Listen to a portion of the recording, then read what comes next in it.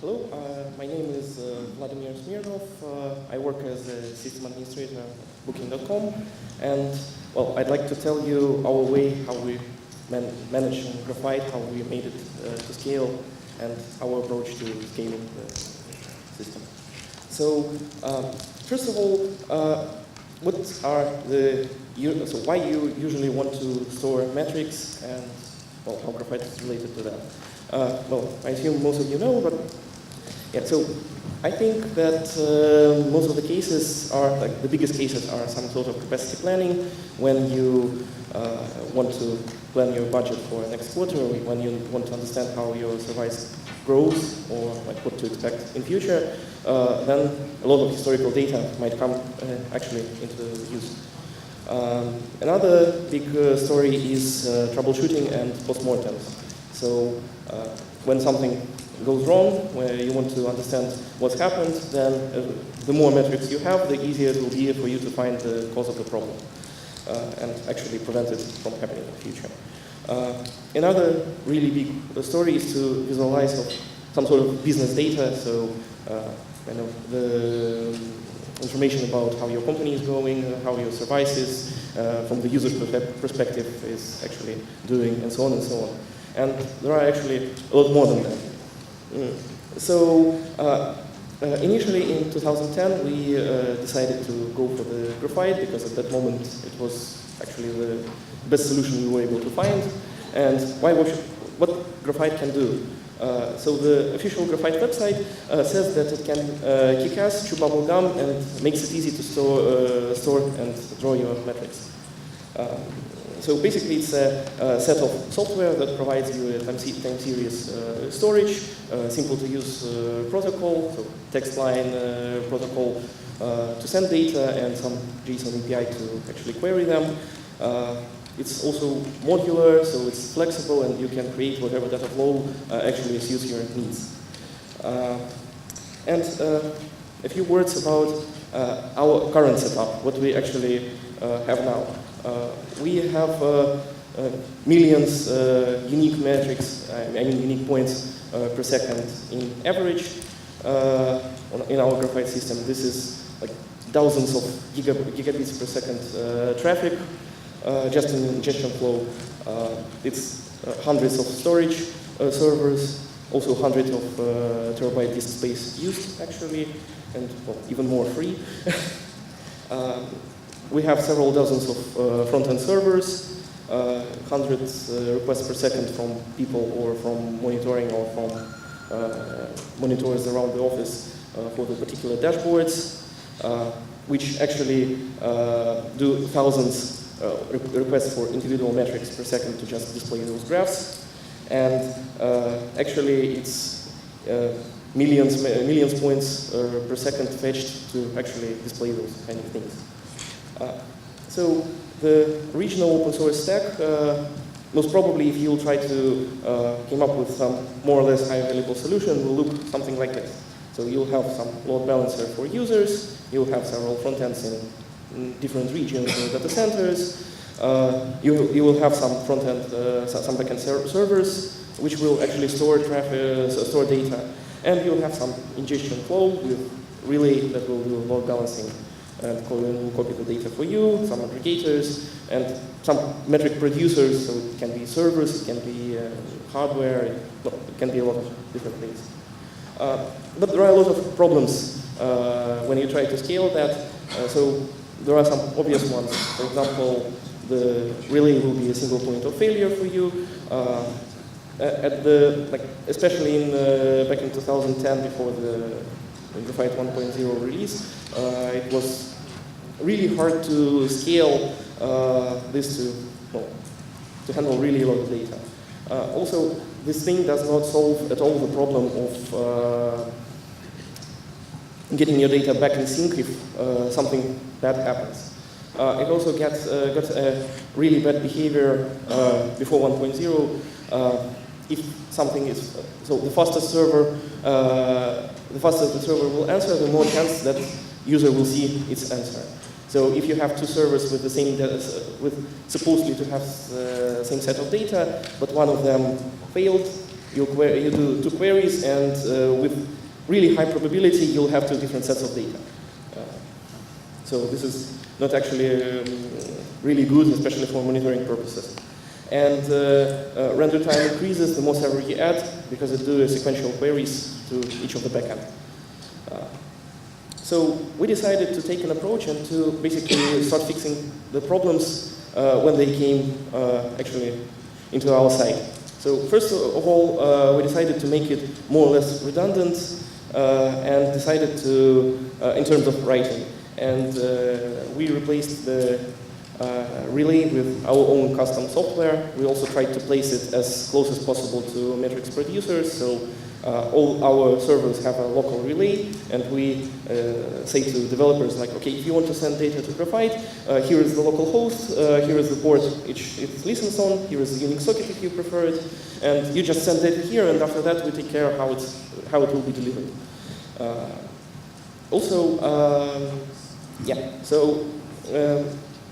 For several reasons, we decided to rewrite Carbon Relay, and we written that in C. Well, main reasons were that when it scaled, we started to, so for our needs, CPU usage was really high. It was really hard to scale. The original one was written in Python.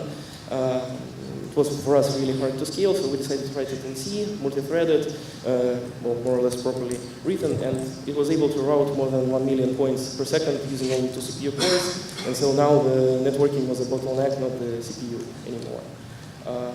We also needed to have some custom load balancing algorithms, do some rewrites, do some matching based on regex, and wrote the metrics based on that to different groups of servers. And that's why it also acts as a level 7 load balancer, so it understands the Graphite protocol, it can parse it, it can validate it, and then it can route the messages to the correct server, do the hashing, and so on and so on. Well, at some point we decided that basically adding aggregators there is also easy, so it can do aggregations, and it acts as a buffer when the upstream is down. It can store the data in memory for some time, and if it's some short network interruption or maintenance, you won't lose any data. The next problem we decided to solve was how people will see the data. If data is different on 2 backends, people will see different results. And, well, maintenance happens, problems happens, so at some point you have this kind of situation. So we decided to create a small daemon that we're listening on the front ends. It's acted like a Graphite, so for Graphite Web, the web interface, it acted like a cluster, like a storage that magically have all the metrics. And after that, it actually do the routing to the backends. It sends the query to fetch the data. And if it have 2 different sets of data, it will try to, well, basically zip them together, so merge them and present user as full responses as actually possible. Also, so we started doing queries in parallel. At some point, so at first it was talking using the Graphite, so the Pico between our daemons, but as we decided to use Go for this particular set of daemons, we actually found out that, well, why we need to use Pico when there are a lot of stuff like protobuf or something like that around, and it migrated to protobuf eventually. And also, not so long ago, so at first it was the reading part of the daemon was a separate thing. It was reading the data from disk, but for monitoring purposes that was not actually enough. People who do monitoring want to see their data as fast as possible and to do alerting also as fast as possible. So that's why we contributed our code to a project called GoCarbon, and now it also can use GoCarbon's internal cache and fetch the data, basically send the data out as soon as they get to the backend. Another thing we tried to solve was the metric distribution problem. So we used Graphite's original consistent hashing algorithms because, well, consistent hashing allows you to add servers and do not perform the complete redistribution of the metrics to balance them. So, but at some point when we got a lot of, well, even for some smaller amount of metrics, so for example, this graph is from the, one of the last clusters that were using auto-consistent hashing algorithm. It was pretty small. So, but even there, you can see that load distribution is not even, and in worst cases, the difference can be up to 20%. So this is actually not really a good algorithm. We started finding, so looking out for some solutions. We found a nice white paper from Google about jump hashing. We implemented that, and that solved all the problems with the distribution. The difference is less than 1% most of the time, at least for our cases. Yeah, I won't talk into the details of the jump hashing because it's much easier to read the white paper itself. It's pretty small and really nice reading. So the more people started sending more data, and this also became a problem to fetch those data. So their queries took longer and longer. We needed to scale the front ends more and more, and we ended up to writing our own daemon that actually served users' requests. At first, it managed to serve only JSON requests. In the end, you can do the PNG and JSON and the 3G and basically everything that Graphite Web can. And this is how dramatically it reduced the response time for actual users. When we switched all of them to the new front end we written, it decreased the average response time to by like factor of 15 or something. So, and this allowed users to create much more complex queries, get rid of some aggregated data, because before they used aggregators really a lot. But after that, it was much easier to do aggregations on the front-end side. Another thing that might be obvious, but we still decided to test and experiment is what kind of replication we can do and what benefits or drawbacks it will have. So we used, at first we used to have replication factor 2, so basically all the metrics cached twice and written to 2 different servers. But we decided to think if it may be worth to have to split the servers into 2 halves and do replication factor 1 on both of them. And well, as another experiment is just compute the hash for the second half in a different way.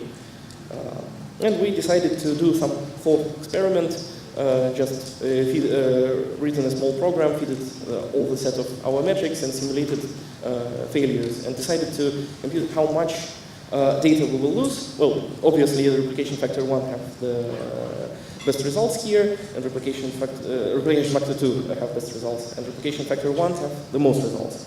But another thing is the actual probability of have some data lost. And with replication factor 2, if you lose 2 servers, you'll lose something.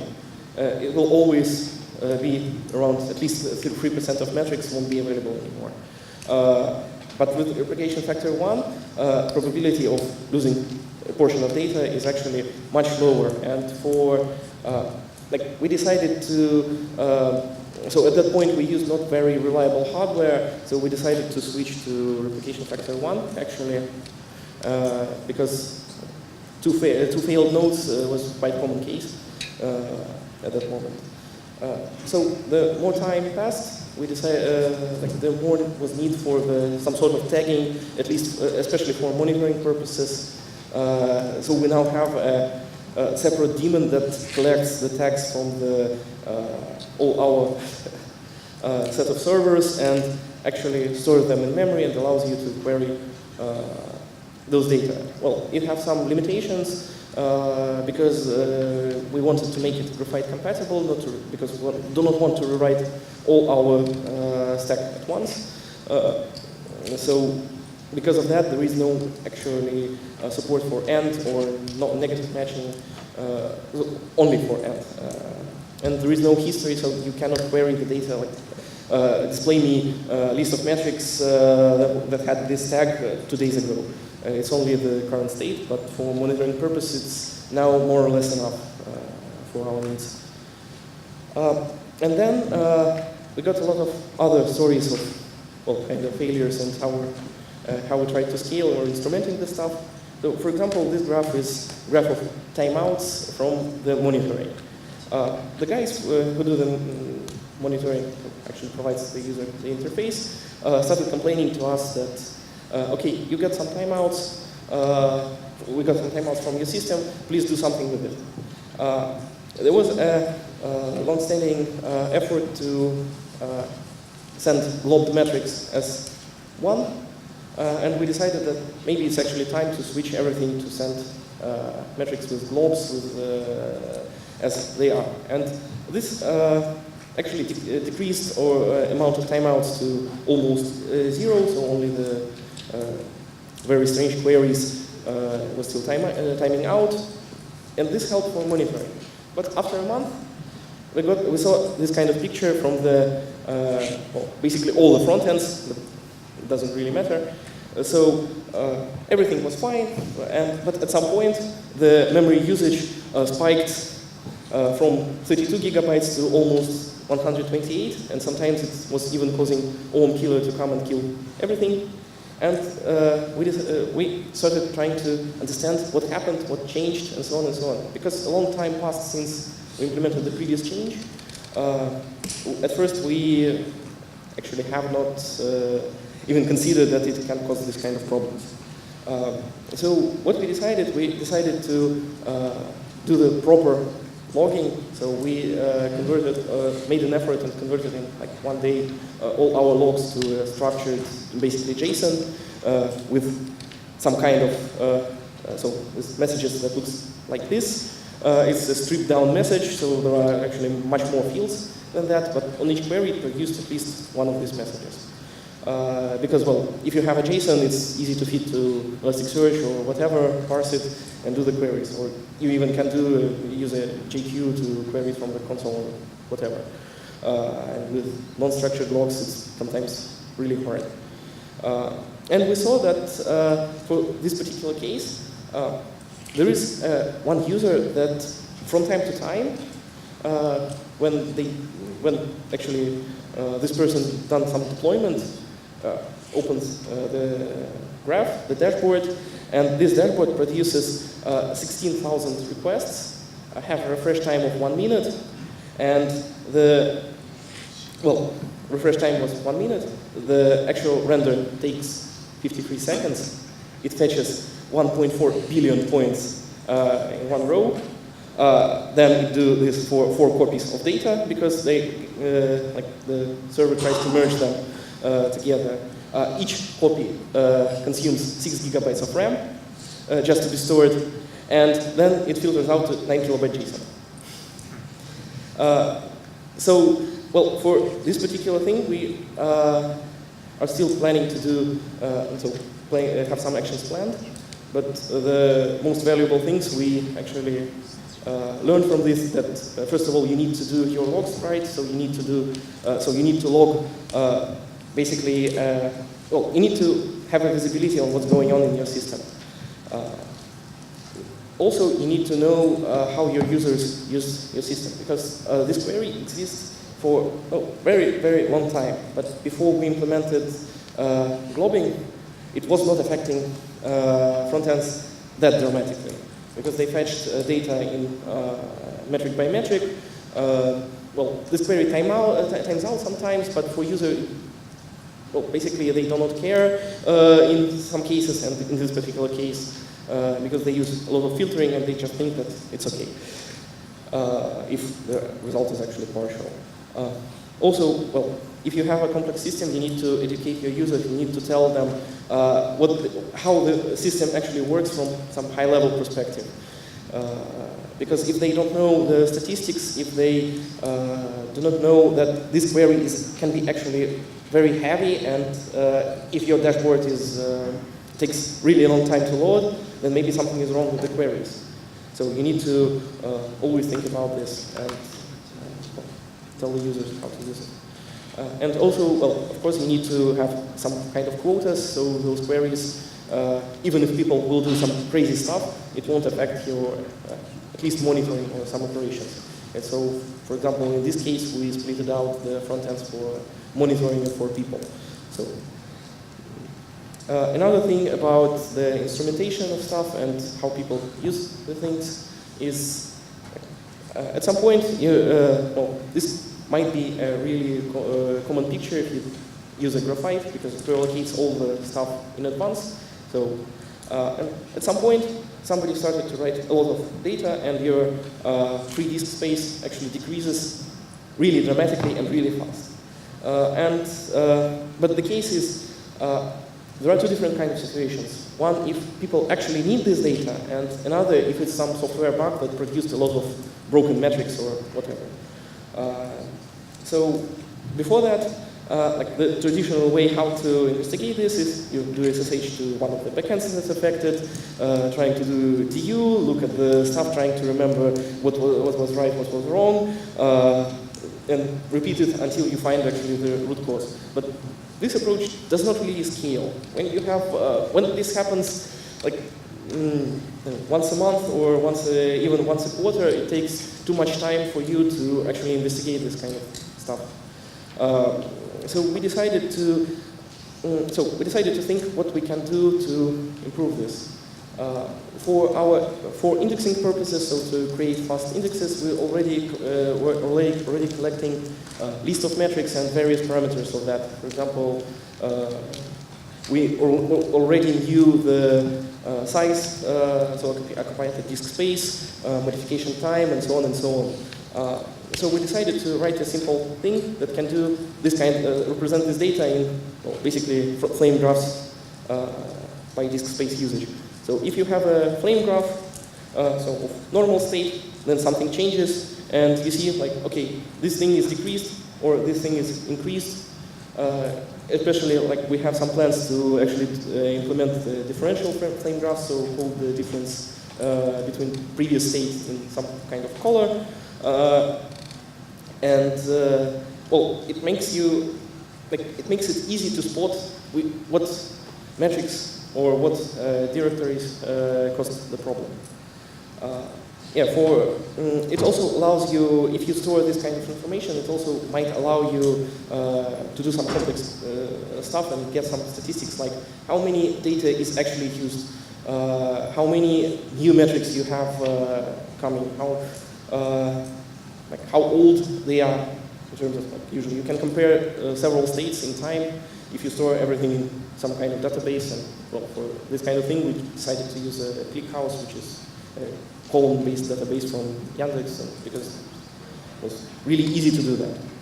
And another thing we are now trying to do is to reuse the same thing to actually get application profiles or system profiles into this database and to allow us to compare the state of, okay, this is the normal state, this is how it was under the load testing, this is how it was when something was wrong. Because this kind of things makes it really easy to spot some kind of problems.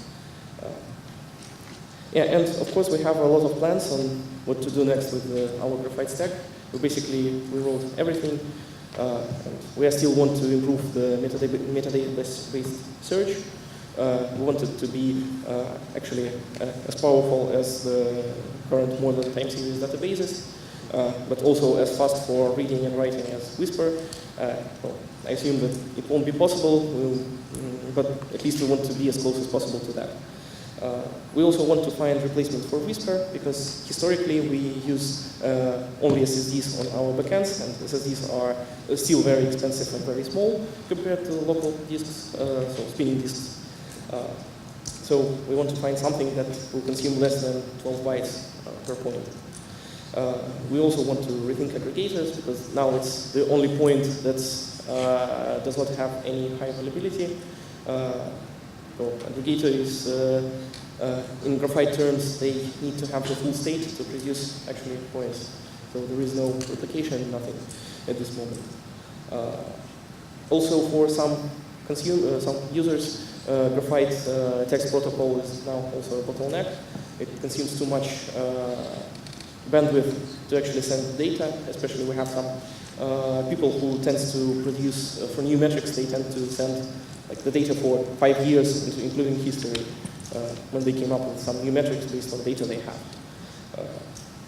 So to actually fix the problem with memory consumption in the front ends, we want to have to implement streaming protocol. So we are now thinking about streaming gRPC, but have not started even playing with this. Yeah, we want to implement differential flame graph and actually finish the part that will collect the stack traces from our infrastructure. Yeah, and well, everything we wrote about the Graphite, it's all open source, so it's either a contribution to one of the open source projects or something we wrote from scratch. We're also now trying to organize this in one GitHub organization, but it's still like in a very early stage, because historically it was encouraged, so we were encouraged to use our personal GitHub repo for everything, but for a big project with a lot of moving parts, it's much easier to have a single organization that contains everything. Yeah, so any questions?